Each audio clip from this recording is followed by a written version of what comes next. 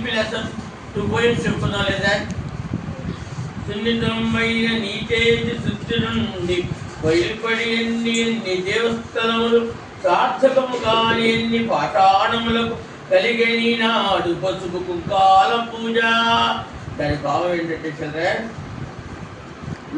మెత్తైన నీ చేతి సుత్తి దెబ్బలతో ఎన్ని దేవాలయాలు బయలుపడ్డాయో. మరి శిల్పి చెక్కితే కదమ్మా, ఉలితో శిల్పి చెక్కుతాడు కదా, చెక్కినప్పుడే బొమ్మలు తయారవుతాయి కదా.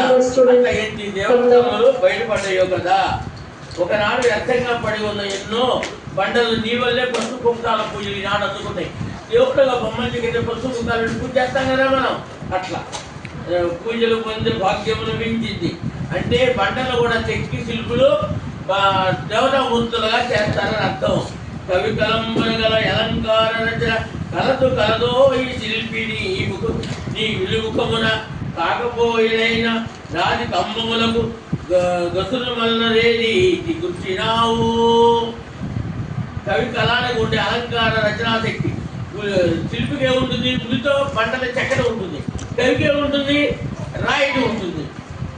నీ ఉనికి కూడా ఉన్నది. కవికి ఎట్లాగైతే తన శక్తిని అంతా కలంతో రాసి చూపిస్తాడో, తను అనుకున్నది కలంతో రాసి చూపిస్తాడు. శిల్పి ఏం చేస్తాడు? తన ఉలితో చెక్కుతాడు.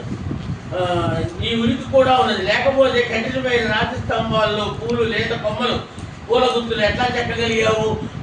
బండరాళ్ళ మీద పూలు, చెట్లు, ఆకులు, కొమ్మలు, దేవతా మూర్తులు మనకి ఎట్లా బొమ్మ కావాలంటే అట్లా బొమ్మలు తయారు చేసి ఇస్తారు కదా.